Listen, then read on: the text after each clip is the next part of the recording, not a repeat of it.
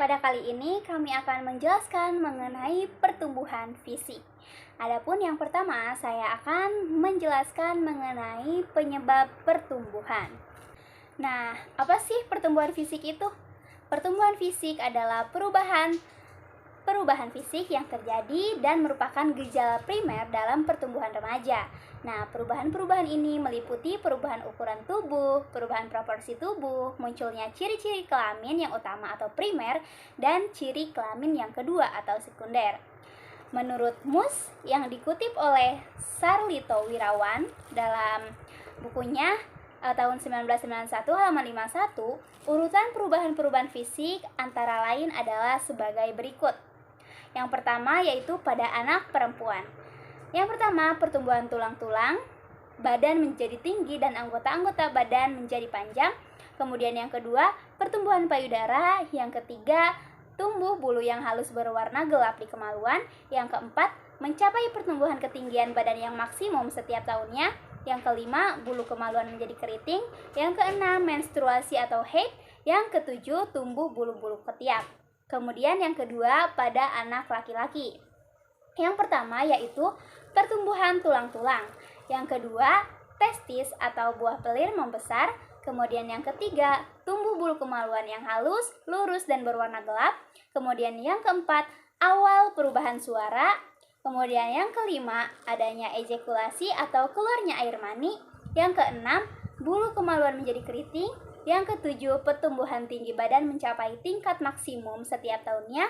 Yang kedelapan, tumbuh rambut-rambut halus di wajah, yaitu kumis dan juga jenggot. Yang kesembilan, tumbuh bulu ketiak. Yang kesepuluh, akhir perubahan suara. Yang kesebelas, rambut-rambut di wajah bertambah tebal dan gelap. Dan yang terakhir, tumbuh bulu di dada. Nah, penyebab pertumbuhan pada masa remaja adalah karena adanya dua kelenjar yang menjadi aktif bekerja dalam sistem endokrin. Kelenjar pituitari yang terletak di dasar otak mengeluarkan dua macam hormon yang diduga erat hubungannya dengan perubahan pada masa remaja.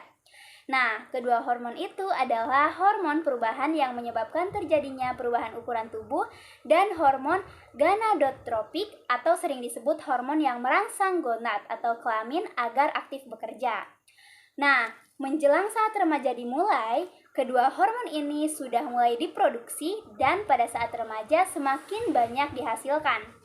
Seluruh proses ini dikendalikan oleh perubahan yang terjadi dalam kelenjar endokrin.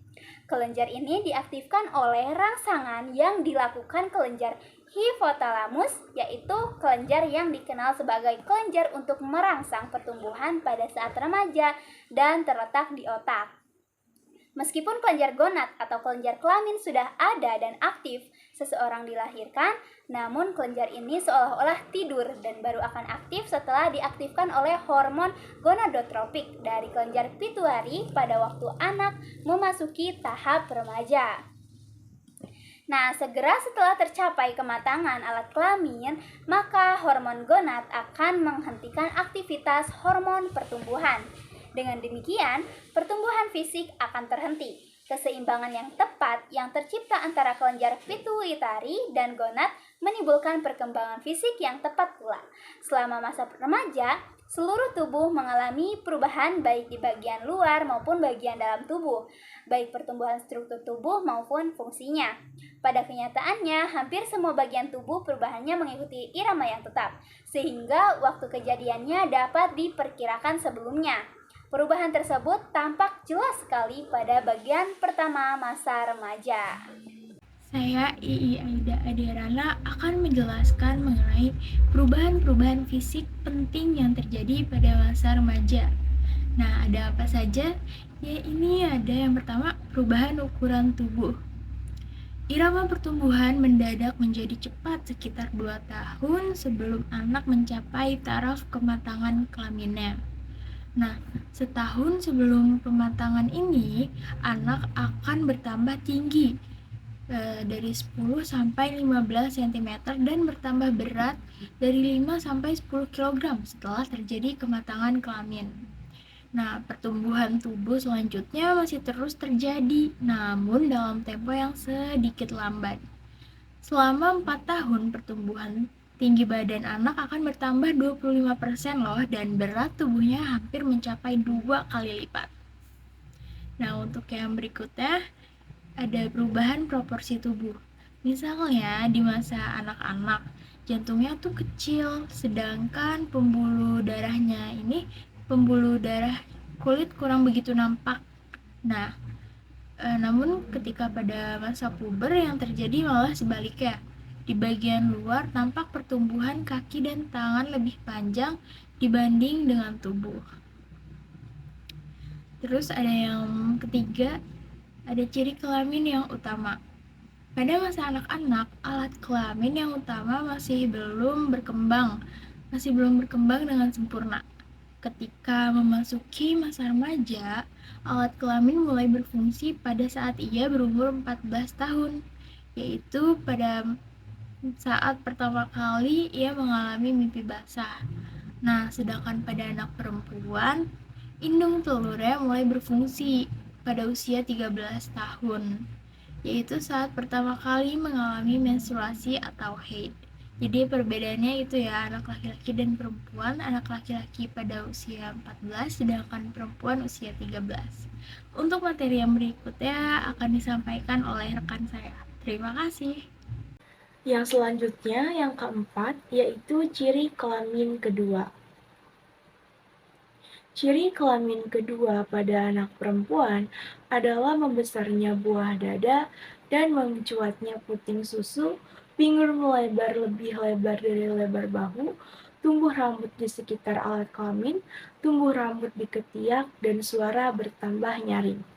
Sedangkan ciri kelamin kedua pada anak laki-laki adalah tumbuh kumis dan jenggot, otot-otot mulai tampak, bahu melebar lebih lebar dari pinggul, nada suara membesar, tumbuh japun, tumbuh bulu ketiak, bulu dada dan bulu sekitar alat kelamin, serta perubahan jaringan kulit menjadi lebih kasar dan pori-pori membesar. Ciri-ciri kelamin kedua inilah yang membedakan bentuk fisik antara laki-laki dan perempuan. Ciri ini pula yang seringkali merupakan daya tarik antar jenis kelamin. Pertumbuhan tersebut berjalan seiring dengan perkembangan ciri kelamin yang utama dan kedua, dan akan mencapai taraf kematangan pada tahun pertama atau tahun kedua masa remaja. Perubahan fisik sepanjang masa remaja meliputi dua hal, yaitu percepatan, yaitu pertumbuhan bagi remaja laki-laki. Permulaan percepatan pertumbuhan berkisar antara 10,5 dan 16 tahun. Bagi remaja perempuan, percepatan pertumbuhan dimulai antara 7,5 dan 11,5 tahun dengan umur rata-rata 10,5 tahun. Puncak pertumbuhan ukuran fisik dicapai pada usia 12 tahun, yakni kurang lebih bertambah 6-11 cm setahun. Lalu, yang kedua ada proses kematangan seksual. Meskipun kematangan seksual berlangsung dalam batas-batas tertentu dan urutan tertentu dalam perkembangan ciri-ciri kelamin sekundernya, namun kematangan seksual anak-anak remaja berjalan secara individual, sehingga hanya mungkin untuk memberikan ukuran rata-rata dan penyebarannya saja. Saya Najwa Amalia. Untuk materi selanjutnya adalah ada 3 kriteria yang membedakan anak laki-laki daripada anak perempuan, yaitu dalam hal yang pertama, kriteria kematangan seksual.